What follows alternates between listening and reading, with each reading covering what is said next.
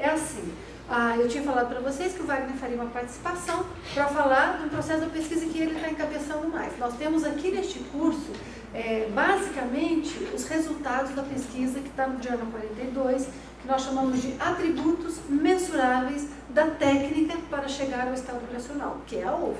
Né? Então, essa é a pesquisa que deriva deste curso aqui. Mas existe uma outra pesquisa em paralelo, que soma, várias perguntas vieram com relação a isso, inclusive da nossa colega ali, com relação ao funcionamento cerebral, como é que nós comandamos a energia. Na verdade, o que comanda a energia é o mental soma, mas o mental soma existe uma interface através do cérebro físico, e através disso é que nós fazemos o comando para o movimento do soma, do energossoma, das nossas energias. Então, no fundo, é mental soma, atuando diretamente sobre as energias, só que quando nós estamos aqui no corpo físico, o cérebro está participando disso, claro, porque é com o cérebro que nós decidimos o que fazer. Então as pessoas falam, eu não vou imaginar, então não posso pensar. Não imaginar e não pensar são duas coisas diferentes. A pessoa tem que saber distinguir o que é pensar por estar focado, concentrado, e o que é pensar por ela estar imaginando um resultado que não existe, ela está fantasiando. Tá? Mas pensar é necessário. Então, uma das propostas do Wagner foi fazer um estudo sobre o efeito da OVE, para nós vermos quais as áreas do cérebro são trabalhado e ativado, e também o estado vibracional, para as pessoas que conseguem instalar o estado vibracional, o que ocasiona, quais são os resultados para nós disso. Claro que há muitas pesquisas, e nós temos vários planos aí de pesquisas para ser feito. Essa que já foi feita, estudando mais a partir do cérebro, porque a nossa lógica é que o efeito mais direto viria no próprio cérebro, não é? Mas você quer, o Wagner apresenta para vocês então, tá bem? Bem, bom dia a todos. Então, continuando aqui, gostaria de complementar o que a Nancy tem discutido até agora, dando um pouco mais de noção sobre a bioenergia e também, como ela disse, um pouco do efeito no cérebro. Mas talvez fosse interessante dizer que minha formação de engenharia eletrônica me levou, já faz muito tempo, a ter uma curiosidade científica, até prática também, muito grande em querer saber o que é essa tal da bioenergia. Ou Chi, orgônio, prana, fluido magnético, vital e assim por diante. Vocês devem saber que existem dezenas de sinônimos para isso. Porque muita gente já tentou explicar isso como se fosse simplesmente uma energia eletromagnética, mais ou menos como ondas de rádio, simplesmente uma alta frequência, mas algumas experiências, alguns dados, nos fazem pensar que esse é um tipo de energia completamente diferente. Ela não está dentro dessa classificação nossa das energias físicas, que seria energia química, nuclear, calor e assim por diante. Parece realmente uma outra natureza de energia. Só que nós até agora, obviamente, carecemos de um aparelho, de uma máquina, de um princípio que permita detectar, medir esse tipo de energia. Para isso nós precisamos de algum tipo de elemento, uma peça, um princípio que faça uma conversão, ou como nós chamamos em linguagem mais técnica, uma transdução. Então, por exemplo, nós temos uma câmera aqui, não é isso que acontece? Ela capta luz e converte em sinais elétricos, então, que são transmitidos. Esse microfone capta uma energia mecânica, de vibração da pressão do ar, transforma em energia elétrica ou a variação de uma propriedade elétrica, por exemplo, resistência, capacitância e assim por diante. Então, minha ideia já há muitos anos, isso muito antes até de criarmos a primeira organização de conscienciologia, era justamente esta. Então comecei a pesquisar e vi que algumas pessoas tinham já feito alguma espécie de estudo com isso, normalmente usando coisas biológicas. Quer dizer, a energia, por exemplo, pode acelerar o crescimento de plantas, a germinação de sementes, e se tem resultados interessantes nisso. Por exemplo, será que a energia pode acelerar ou desacelerar o crescimento de uma colônia de bactérias, por exemplo, no meio de cultura? E foram vistas coisas assim. Mas, obviamente, estes meios, eles são muito difíceis de serem utilizados por nós no dia a dia. Não é uma coisa prática, resistente como esta. Então, comecei a pesquisar e uma coisa interessante, uma ideia que eu tive lá atrás. Isso eu comecei a pesquisar provavelmente em 1900 e... deixa eu lembrar, deve ter sido 86, quando eu estava já formado e pensei assim, bem, qual que é o tipo de substância que vocês imaginariam que na vida teria mais a tendência de reagir à energia? Será que é uma substância mineral? Será que é metal? Será que é plástico? Então, para nós, tomando aquela ideia muito óbvia, provavelmente substâncias orgânicas seriam as mais sensíveis a isso, correto? Por quê? Porque o nosso corpo já é o transdutor natural de energia. Quer dizer, se eu posso fazer um movimento como esse, sendo que nenhum de nós é o corpo físico, existe nós como uma outra coisa, a consciência, além de espaço, de tempo, de matéria e tudo mais, que se utiliza de uma forma de energia para, sim, comandar o cérebro físico e o cérebro produzir isso. E uma das características, ou um tipo de substância das mais típicas das formas de vida é o quê? Proteína. O que proteína tem, por exemplo, de especial em relação a outras substâncias? São moléculas muito grandes, feitas de uma série de aminoácidos, e as proteínas, elas, devido à sequência dos aminoácidos, elas adquirem uma forma específica. As proteínas, elas enrolam, dobram, e isso que dá as características específicas, por exemplo, de certas reações químicas, enzimas e tudo mais. Então eu pensei, será que a nossa bioenergia poderia mudar alguma coisa na forma dessas proteínas? E será que isso mudaria alguma característica elétrica? Então, há muitos anos, eu fiz uma espécie de uma gelatina de colágeno tipo proteína típica em nós, fácil de comprar. A gelatina que nós comemos, na verdade, é basicamente colágeno de boi. Então, fiz e coloquei 2 eletrodos mergulhados dentro daquela gelatina e pensei, será que se nós transmitirmos energia para isso, será que vai mudar, por exemplo, a resistência elétrica da proteína? Bem, depois de vários aperfeiçoamentos, vários testes, eu cheguei a obter resultados com isso. Quer dizer, media-se a resistência elétrica, dava um determinado valor. Quando era submetida a bioenergia, a resistência elétrica mudava. Quer dizer, provavelmente, a bioenergia mudava a forma da proteína no meio aquoso, que era um gel, mudando a resistência elétrica. E claro, o que aconteceu com as minhas pesquisas naquela época? Depois, em 88, nós fundamos a primeira instituição de estudos da conscienciologia, e vocês podem imaginar o que aconteceu com o meu tempo, não é? Acabou, desapareceu, nunca mais retomei aquelas pesquisas até recentemente. Então, progredindo com aquilo, baseado nos experimentos todos nossos, com estado vibracional, com os alunos, e claro, a tecnologia amadurecendo, que lá em 80 e tanto não se tinha tantas possibilidades como hoje. Então eu comecei a pensar, bem, se o nosso cérebro é o que responde às nossas energias, o que acontece com o cérebro quando nós trabalhamos com energia? Então veja a nossa ideia. O nosso modelo que usamos na conscienciologia é que nós todos somos consciências, ou no singular, uma consciência. Algo além de espaço, tempo, matéria, forma e além, inclusive, de energia. Porque energia pode ser convertida em matéria, e matéria pode ser convertida em energia. Quando alguém diz que a consciência, ou a alma, ou o espírito é uma forma de energia, é a mesma coisa que dizer que a alma e o espírito poderia ser convertido em matéria, que não faz sentido.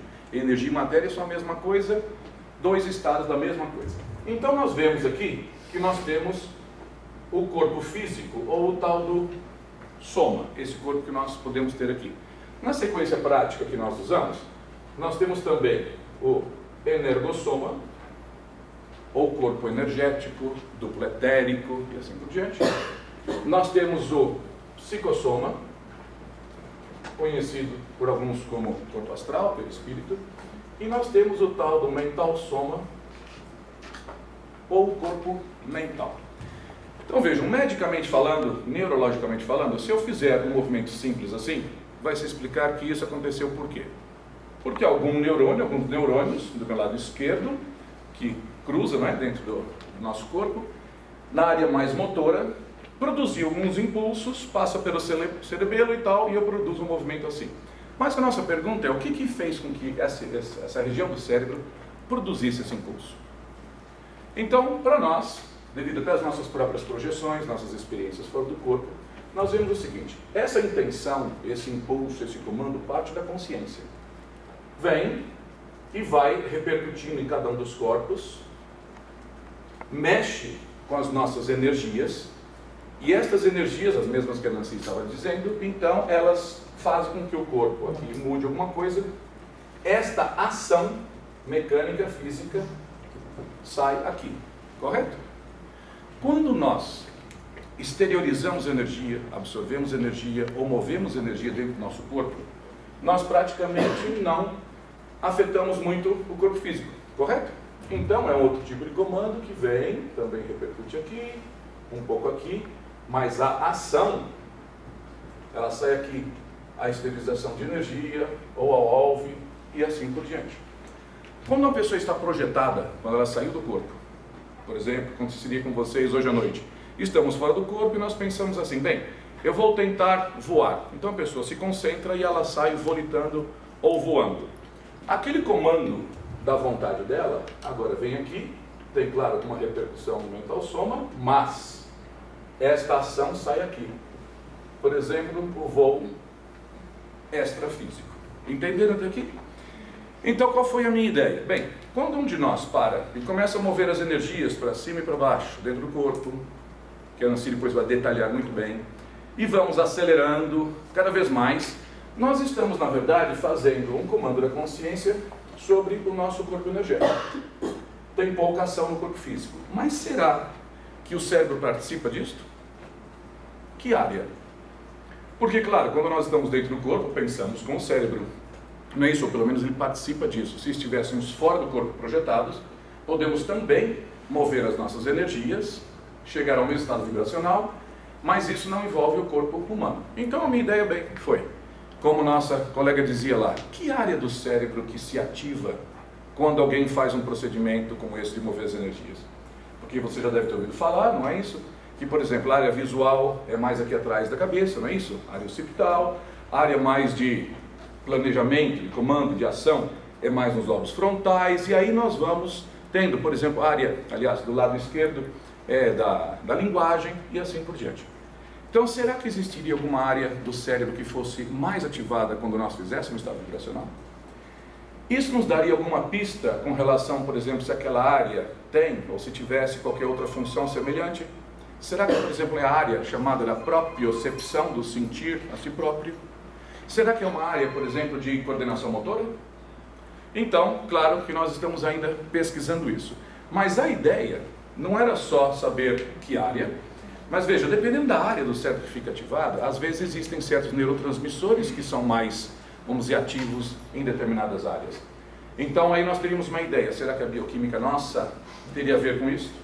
Tem gente, por exemplo, que tem dificuldade com a produção ou de manter a concentração de serotonina no cérebro. Vocês sabem normalmente o que isso causa, não?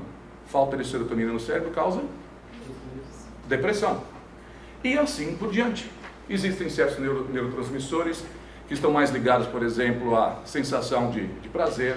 Existem outros que são mais ligados, por exemplo, ao chamado, como é que eu vou dizer, à empatia, ao link que nós estabelecemos com outros, como a oxitocina e assim por diante. Bem, a ideia era ver justamente como o corpo reagia, mas também uma outra coisa que se conecta com aquilo que eu dizia a princípio. Será que nós poderíamos desenvolver com o tempo uma forma de ter certeza, confirmar que uma pessoa está movendo as energias, que está em estado vibracional? Será que indiretamente conseguiríamos saber, por exemplo, se uma pessoa tem um estado vibracional mais forte que outra? Entende? Então, vocês vão ver isto aqui agora, tá? Vou mostrar para vocês aqui.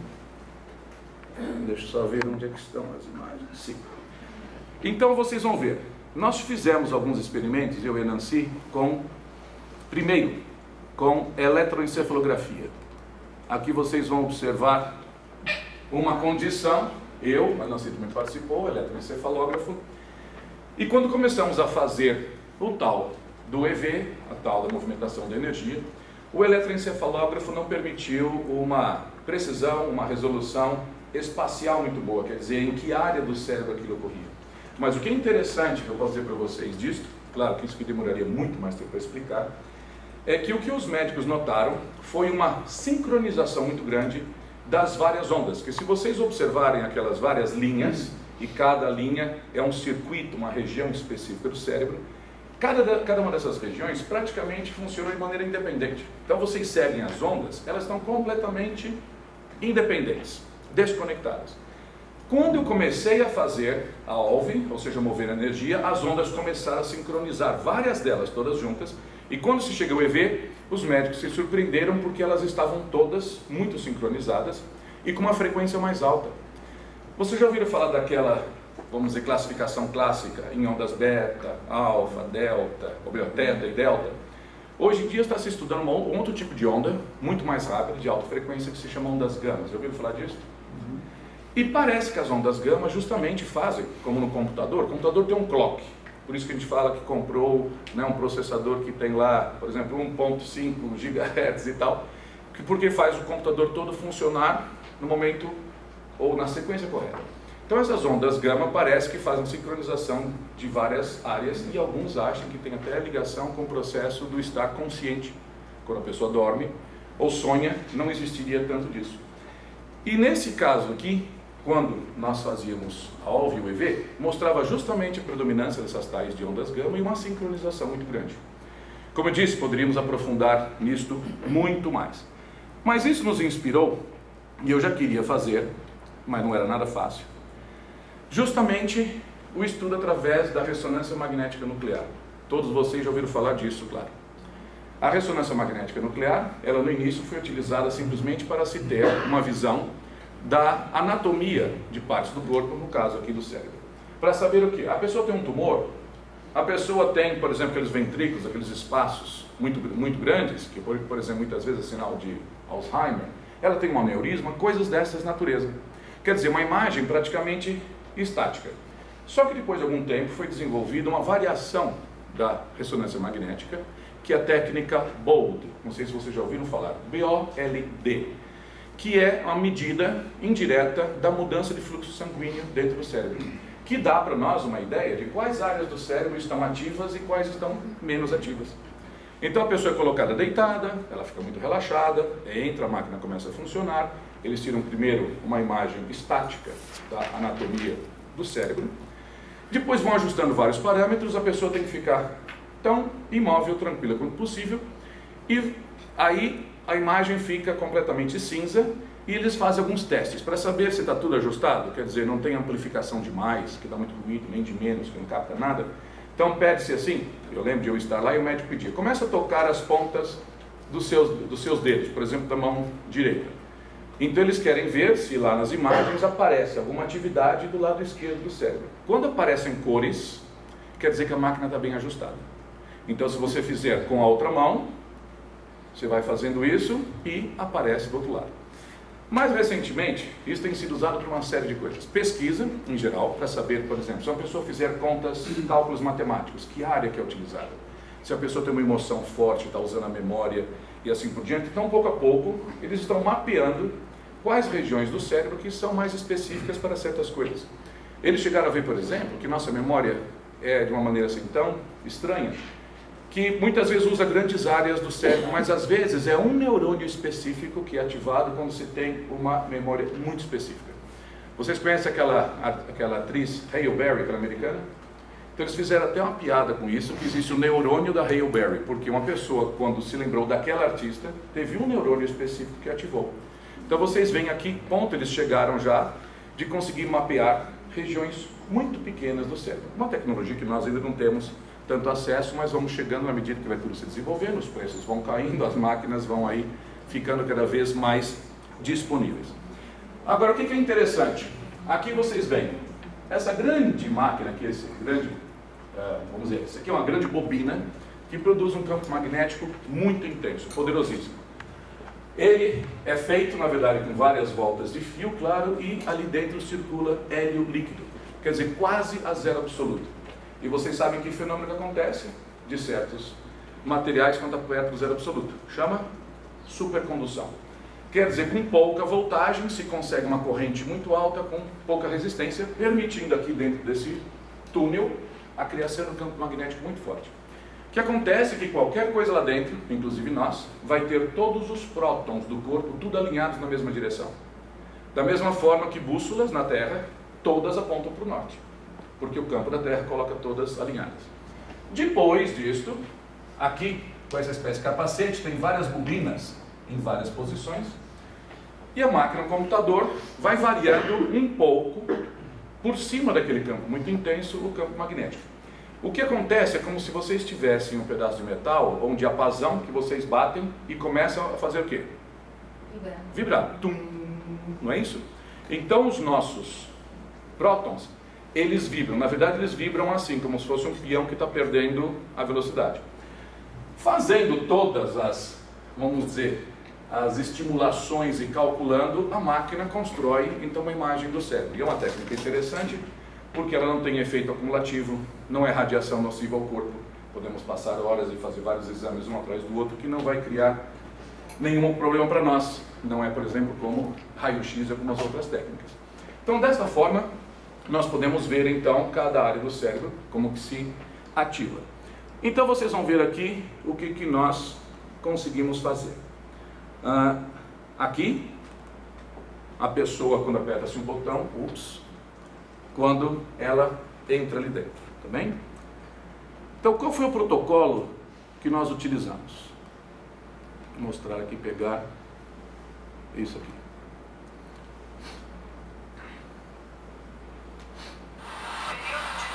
Opa, deixa eu baixar o volume que está muito alto.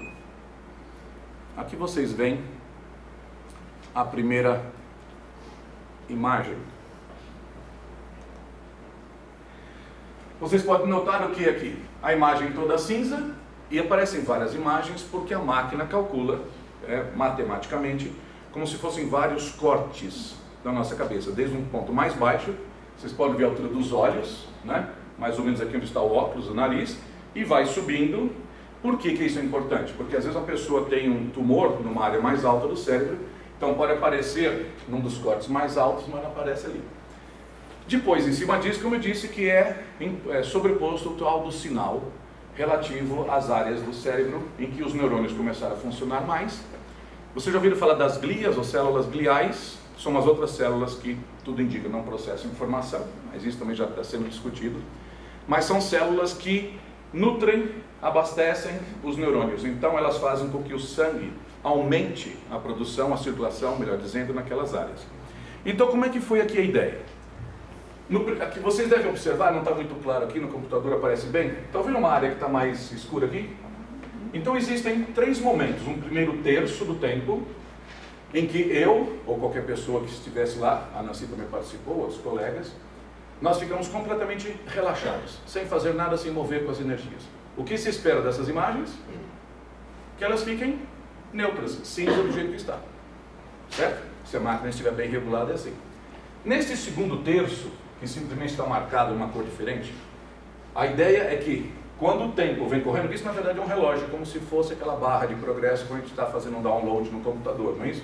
O tempo vem passando, quando chega aqui, quem está na sala de comando avisa a pessoa que está lá deitada, tem-se um fone de ouvido, por exemplo, nesse caso é fazer a OFF.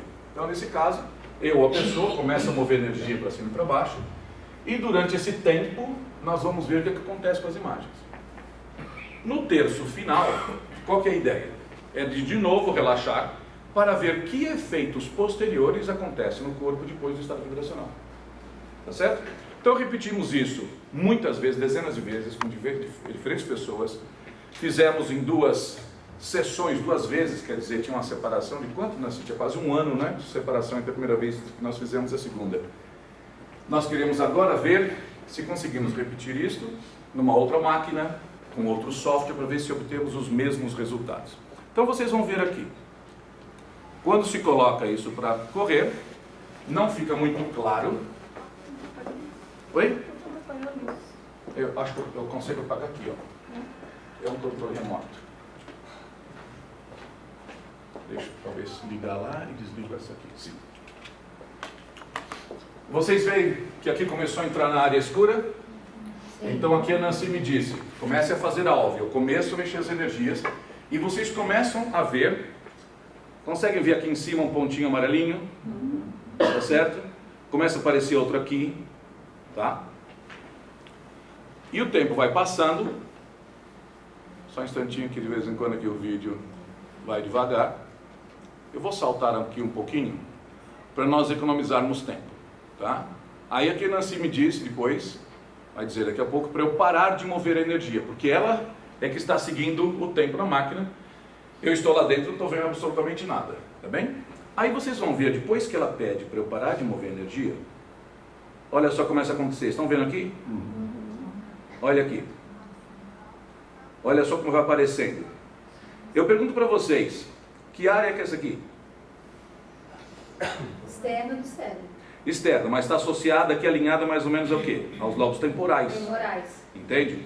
Então aqui se alinha mais ou menos o que você já tinha dito, lobos temporais, pelo menos no meu caso. Que nós vimos que outras pessoas, quando fizeram, tinham, por exemplo, mais predominância na área occipital. Então, claro que nós temos que repetir isso com dezenas de pessoas, para depois tirar o quê? A média, não é isso? para a maioria das pessoas, é tal área que se ativa. Nós não chegamos a esse ponto ainda. Mas continuando aqui, e eu vou saltar um pouco, tá? Aqui está praticamente no final. Então vocês vejam, naquela barra de progresso, isso já está dentro do terço final, em que eu parei de fazer qualquer movimento. Então existem duas situações aqui. Primeiro, a ressonância magnética funcional com a técnica BOLD, ela tem um atraso. Então, ela não é como a técnica do eletroencefalograma, que tem uma rapidez muito grande. Porque se você tem uma mudança de pensamento, praticamente, imediatamente, é uma atividade elétrica, se capta. Mas, como eu disse, só que tem a seguinte desvantagem. Tem a resolução, alta resolução, a precisão temporal, mas tem uma imprecisão espacial. A gente não sabe bem onde aquilo aconteceu. Essa técnica tem o oposto. Ela tem uma precisão espacial muito grande, mas ela não tem uma precisão temporal, porque quando os neurônios começam a funcionar, leva algum tempo para que o sangue comece a fluir mais tempo ali.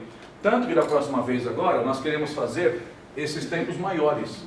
Então, o momento em que está se fazendo o estado vibracional, ou melhor dizendo, a técnica OLV, nós queremos dar um tempo maior, porque parece que ficou muito curto. Mas de qualquer forma, o que nós observamos aqui? Isso foi repetido várias vezes. No meu caso, predominava muito as áreas temporais. Não dá ainda para fazer nenhuma, vamos dizer, conclusão definitiva, mas parece ser uma coisa interessante. Mas aqui nós tivemos um problema muito grande, que a nossa colega disse lá. Esta técnica, do jeito que ela funciona, se a máquina estiver bem ajustada, ela não pode captar nenhuma espécie de atividade fora da cabeça da pessoa. Nem no osso, nada. Isso não faz sentido. Porque a técnica é justamente ajustada para captar a mudança das propriedades aí de ressonância do sangue arterial para sangue venoso. Quer dizer, chega sangue arterial cheio de oxigênio no nosso cérebro, os neurônios consomem o oxigênio, passa para sangue venoso, e é justamente esta transformação que a máquina capta. Ela é ajustada, ela é sintonizada para isso. Então não faz sentido captar nada aqui. Então nós pensamos, mas então o que está acontecendo aqui? Não é? Então pensamos, será que a intensificação do campo energético, da aura, que inclusive que está ao nosso redor, muda alguma característica do ar, que a máquina então consegue captar?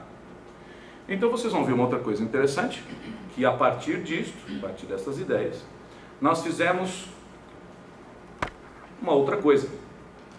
E claro, aqui eu estou suprimindo muitas horas de trabalho e tudo até chegar nisso, não é?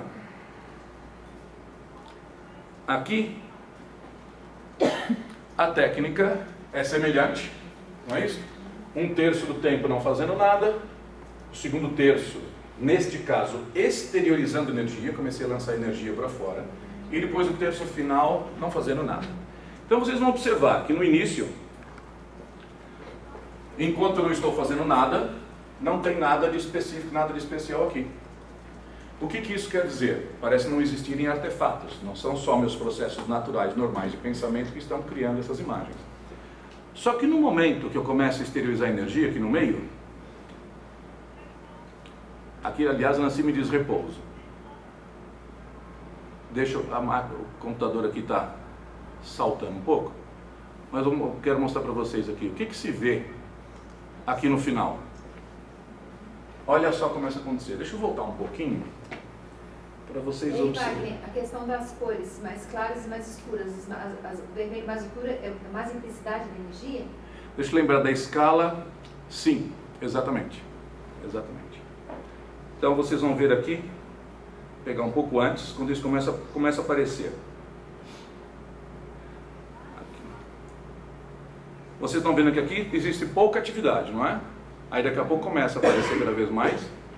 O computador está aqui gaguejando, mas está vendo que vai aparecendo cada vez mais, vai. Então, até uma piada que contei durante as nossas palestras, que é interessante que o nosso amigo médico, nessa hora ele saiu da sala e falou, vocês quebraram minha máquina. Porque mostra muitas cores, veja a ativação aqui, olha.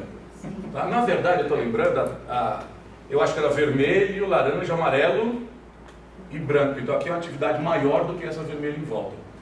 Veja que capta muita mudança dentro do cérebro, mas também muita coisa fora.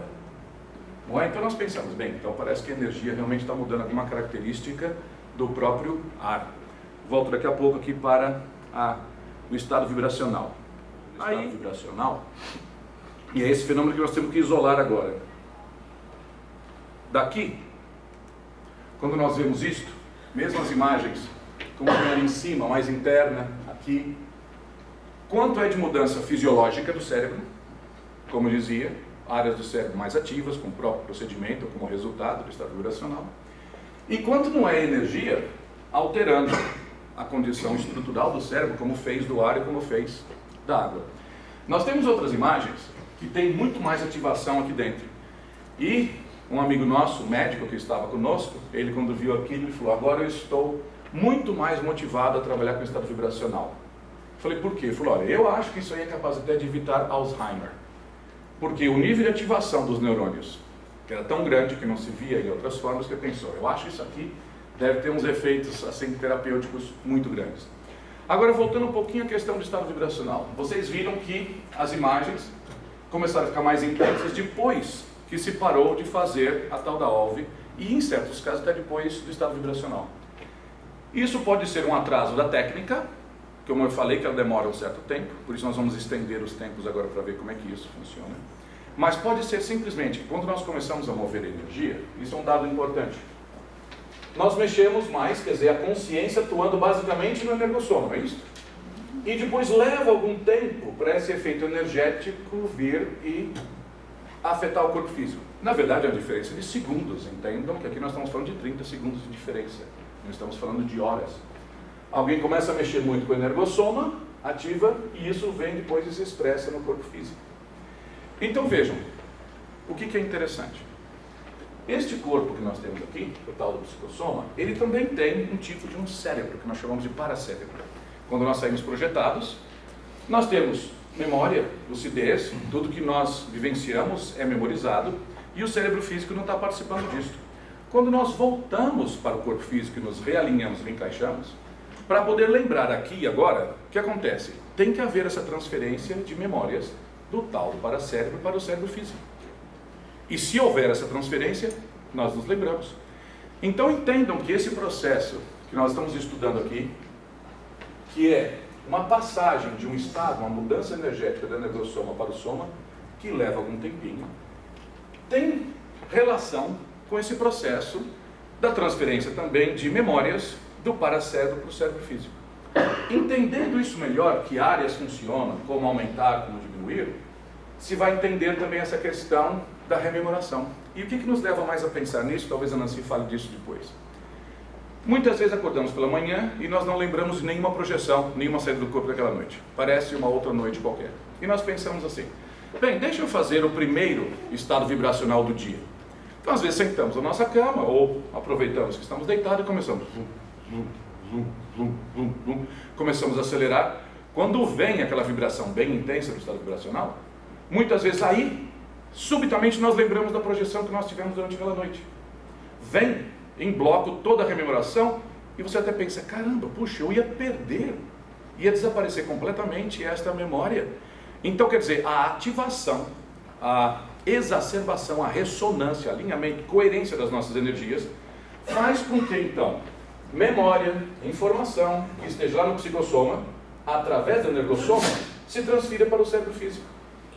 Então nós começamos a entender que nós temos dificuldade para lembrar de projeção, temos dificuldade, por exemplo, para lembrar de vidas passadas, ou do último período entre vidas, que até que eu publiquei material sobre isso no meu livro, justamente porque o nosso energossoma tem que tipo de condição? O que vocês imaginariam? Chiclete.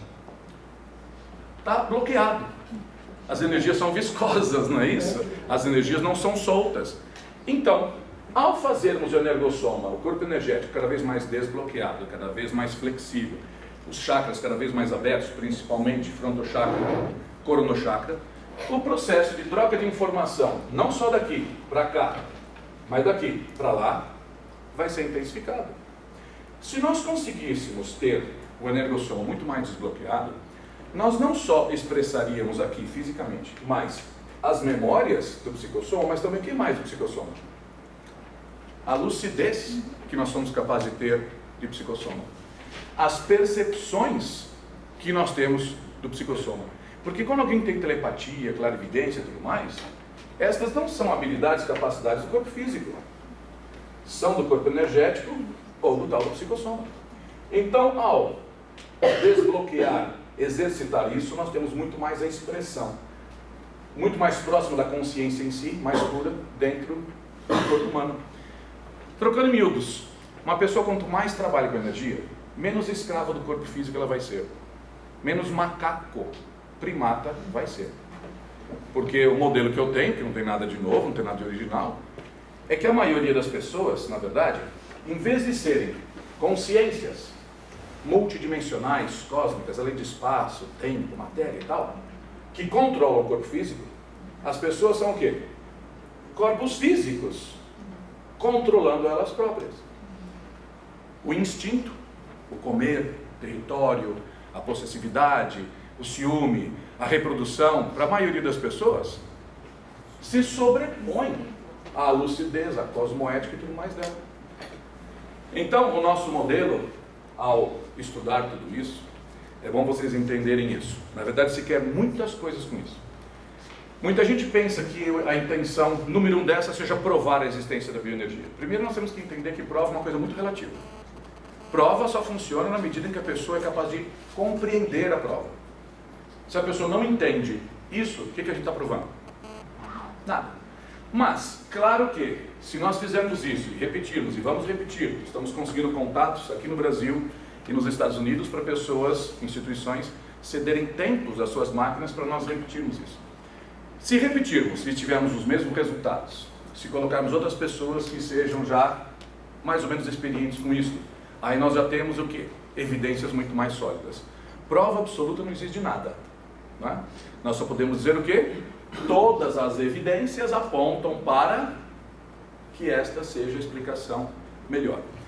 Mas, além disso, quer dizer que cria uma ponte com a ciência convencional, com o mundo acadêmico, e isso tem uma importância muito grande. Quer dizer, a conscienciologia não pode ficar uma ciência autista, isolada, que se diga autossuficiente, separada de tudo. Isso é loucura. Isso está mais para a religião do que para a ciência. Nós sempre dissemos que a conscienciologia é uma ciência que é e precisa ser o quê? Interdisciplinar, multidisciplinar. O que a física aporta aqui, o que isso aporta à física? O que a medicina contribui aqui, o que isso contribui com a medicina e assim por diante. Mas no fundo, a intenção minha e da Nancy é justamente ver isso. Como é que esses corpos se interconectam? Qual que é a ponte que permite que nós, nem tempo, nem espaço, nem matéria, sejamos capazes de manipular algo físico aqui. E tem uns detalhes interessantes, e o tempo meu já acabou, que a Nancy vai mencionar depois. Lembra que a Nancy mencionava aqui as tais das técnicas alternativas para mover energia? Sim. Eu tentei várias dessas aqui, já passo para você. Eu tentei várias dessas, então, que eu já tinha colocado tudo isso no planejamento, no protocolo, eu pensei assim, será que se eu simplesmente mover meus olhos para cima e para baixo, que muita gente move as energias como? De pálpebras fechadas, olha para cima e para baixo. Bem, só apareceu uma imagenzinha muito fraquinha dos meus olhos, por causa do movimento. Aí eu pensei, bem, e se eu imaginar uma luz colorida, elétrica, que vai para cima e para baixo? Só imaginação, e fiz várias vezes. Você sabe o que aconteceu aqui? Nada. Não apareceu nada disso. Aí eu pensei, e se eu simplesmente fizer um escaneamento do corpo, mas só sensorial, tipo assim, sinto meus pés, sinto minhas canelas, sinto meu joelho, sinto minhas coxas, quer dizer, varrendo o corpo, mas só sentindo, prestando atenção, sem realmente usar a minha vontade para mover energia. Sabe o que aconteceu? Nada. Muita gente move energia para cima e para baixo, sincronizado com a respiração. Então a pessoa inspira, expira, e tenta acelerar, a maioria hiperventila, não é isso? Fica tonto às vezes cai duro, não é isso? Então, eu também tentei fazer isso, a respiração, sabe qual foi o resultado? Nada. Bem, para economizar tempo, tentei várias das chamadas técnicas alternativas do estado vibracional, nenhuma obteve isso. Foi só quando eu realmente colocava minha energia para mover para cima e para baixo, e eu sentia aquele arrepio, aquela corrente movendo, obedecendo minha vontade, foi que se obteve esse tipo de coisa. Então, de novo, Não é que essa seja a única forma. Sabemos que tem gente que chega ao estado vibracional espontaneamente. Tem gente que faz hiperventilação, respiração holotrópica, lá por exemplo como do Grof, não sei se vocês já ouviram falar disso, e a pessoa até pode ter um estado vibracional. Mas, na grande maioria dos casos, para a maioria das pessoas, a melhor maneira não é atuando através do som para se chegar aqui. Algumas pessoas nos perguntam, bem, se a pessoa tomar uma droga, usar ayahuasca ou LSD e tudo mais, pode dar algum tipo de efeito? Claro. Aí eu pergunto, quanto que a pessoa realmente adquiriu de desenvolvimento, evolução, ganhando controle daquela ferramenta nas mãos dela? Não, ela continua dependente da química. Mesmo que desenvolvêssemos drogas muito seguras, o que praticamente não existe, não é? Nós ainda diríamos, bem, nós não devemos ficar dependentes dela. Porque se nós aprendemos pela nossa própria vontade, nós desativamos esse corpo físico, vamos para o extrafísico, voltamos na próxima vida, e algo que nós trazemos conosco, é uma capacidade adquirida. Mas se nós ficamos dependendo de maquininhas, choques elétricos ou químicas, bem, não foi algo que nós integramos a nós como uma nova capacidade. É claro? Então esse curso todo é tudo baseado em quê? Ensinar as pessoas da maneira mais eficiente possível, dentro de uma verdade relativa, claro, que está sempre mudando, que é o máximo que nós podemos conhecer, como fazer isso sem recorrer a absolutamente nada. E claro que isso até certo ponto fica evidenciado neste caso aqui, tá claro? Então eu sei que tinha uma perguntinha, por favor. O que acontece é que aquela imagem é baseada na como que o núcleo da água, quer dizer, dos átomos da água, hidrogênio e oxigênio, as suas propriedades quânticas internas, como mudam sob determinado tipo de campo externo.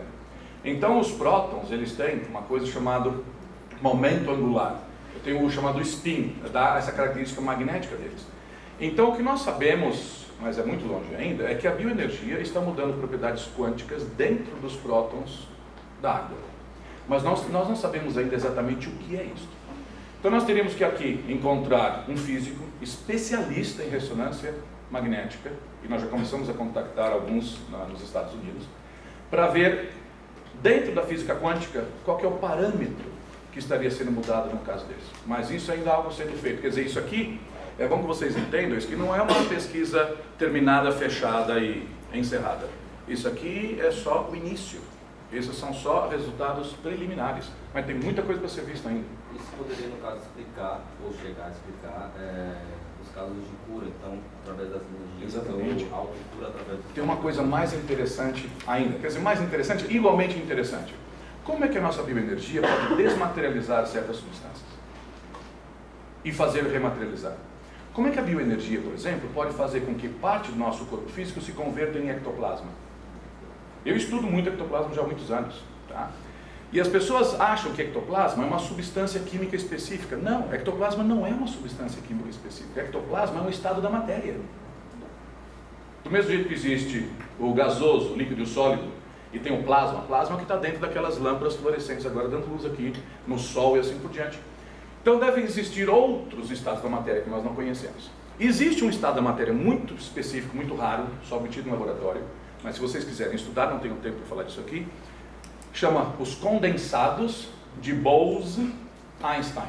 Bose é B-O-S-E, é o nome de um cientista. Einstein é o mesmo que nós conhecemos. Condensados de Bose-Einstein. São coisas muito complexas, mas o que se faz? Se pegam prótons, se pega, normalmente são íons, quer dizer, são átomos com alguns elétrons a menos ou a mais. Eles colocam dentro de uma máquina, baixa temperatura, o mais próximo possível a zero absoluto, campos magnéticos muito poderosos, quer dizer, eles praticamente imobilizam esses íons lá. Depois, com laser, eles fazem com que isso pare de vibrar. É a condição mais inerte possível da matéria. Então, o que acontece é que a matéria nesse estado, ela tem certas propriedades que se assemelham ao tal do ectoplasma. Então, fica num estado mais polivalente, da partir dali todos os átomos têm o mesmo estado quântico, tá? Às vezes chamam isso de coerência, ou como é que chama? Entanglement, não sei como é que isso seria. Entrelaçamento. Mas claro, é uma coisa muito técnica, entende? Mas se vê a mesma coisa, o ectoplasma quando é produzido, por exemplo, baixa temperatura e tudo mais. Então a ideia é, bioenergia afeta não só o nosso corpo físico, como você disse, muito propriamente, numa cura, converter ectoplasma. pessoas às vezes conseguem aumentar a temperatura de um objeto ou reduzir a temperatura de um objeto. Tem algumas pessoas que conseguem fazer um objeto desaparecer daqui e aparecer em outro lugar. Quer dizer, lança aquele objeto para uma outra dimensão e depois traz de volta para a nossa dimensão em outro ponto. E o veículo é essa tal da bioenergia. Então, para encerrar por aqui, porque o tempo é curto, tá? É só para dizer o seguinte: nós temos que ser aqui mais ou menos como Sócrates e dizer o quê? Tudo que sei é que nada sei, certo? Então, nós temos que confessar abertamente aqui muito mais ignorância do que conhecimento. Quando se começa a fazer esse tipo de coisa, se vê o quanto que não se sabe. E é importante dizer que lucidez quanto à nossa ignorância, assim, é uma forma de sabedoria, é uma forma de conhecimento, não é? Porque ainda menos sabe a pessoa que pensa que sabe tudo, não é? Não existe gente religiosa que acha que todos os enigmas do universo já foram explicados, resolvidos. Não, está tudo certo. Nós estamos mal arranhando a superfície das coisas, não é? Só uma questão rápida. Então veja, estamos combinados voltar às 2h30, tá bem? Isso. Então, obrigado até aqui. Tenham um bom almoço e voltamos. Peço a vocês pontualidade, por favor, tá bem? Aproveitem para acumular bastante ectoplasma, tá bem?